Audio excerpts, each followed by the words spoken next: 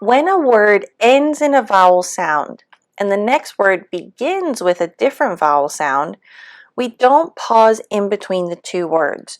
So the two vowel sounds are said in the same breath. Let's take a look at some examples. Okay, this one, he answered the question. So here we're looking at the E sound at the end of he and the sound at the beginning of answered. So look at the pronunciation. He answered. Notice that I have in blue the section that we're talking about and that I'm underlining where there should be a stress. So instead of he answered, it's he answered.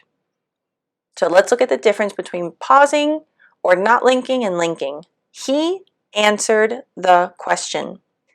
He answered the question. So here your mouth, it's one breath and it's like here, here. So your jaw goes like up and down.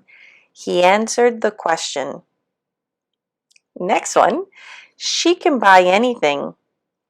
So notice again here I underlined the A. So buy anything. She can buy anything. Now in this case, and don't get confused, but this is another example of not only vowel to vowel, but there's also an intrusion. He can buy anything. That ya sound, it's very subtle. That's going to come up again. But I just wanted to show you what I mean, that there's overlap with linking and blending and intrusion and all of these other terms, which is why I find it's pointless to kind of classify because you don't need it. But it's really interesting to me, so I wanted to share it. Okay, let's try again. She can buy, oh, by the way, notice the reduction here. Can. She can buy, not can, she can buy anything. So here your jaw, buy, notice that it's one breath. I'm not stopping, I'm not pausing. Buy anything. So the stress is subtle. So this is something I want you to notice. I know that I'm underlining it and I'm saying emphasis and stress, but for it to sound natural, don't punch it. Don't say it too hard because then it comes across as aggressive. Notice the difference. She can buy anything. Yes, technically I'm stressing the right syllable, but because I stressed it too hard, it sounds awkwardly aggressive. Like there's no need for that aggression, so there's no context. So to a native speaker, or really to anyone, it'll be a little odd. So notice how subtle the emphasis is. She can buy anything. Now, of course, context helps. Maybe you're exaggerating, you're saying, oh, she can buy anything. You know, if you're really excited about somebody who can, I don't know, has a lot of money. Whatever the case is.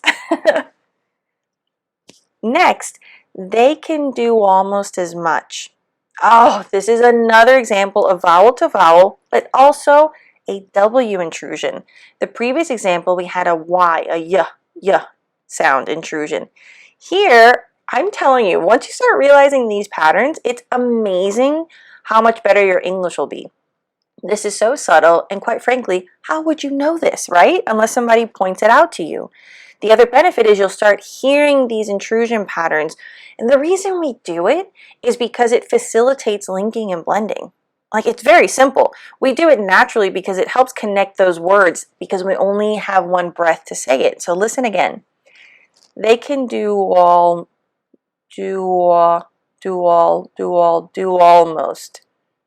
Okay, so now let's compare.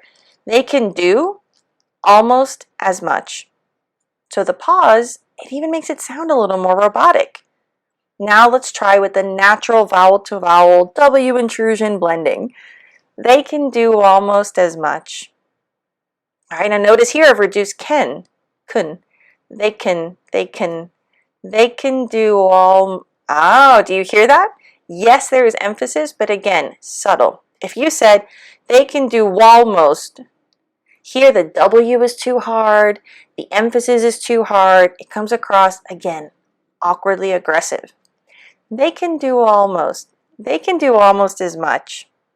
So here we have almost as.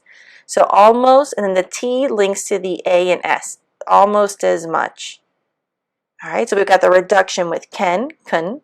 We have the linking and the W intrusion for do-wal-most. Then we have almost as, so the T links to the AS, almost as much. Oh, isn't it amazing? Okay, so let me just compare. They can do almost as much. They can do almost as much. It's not that I'm saying it faster, right? But now that you know that there's a reduction, there's blending, there's linking, there's just less time being used with pauses. So I want you to remember that when you look at your recording of yourself, make sure you're not saying it faster, but you're saying it smoother. That will help you speak with clarity, and clarity in communication is always number one.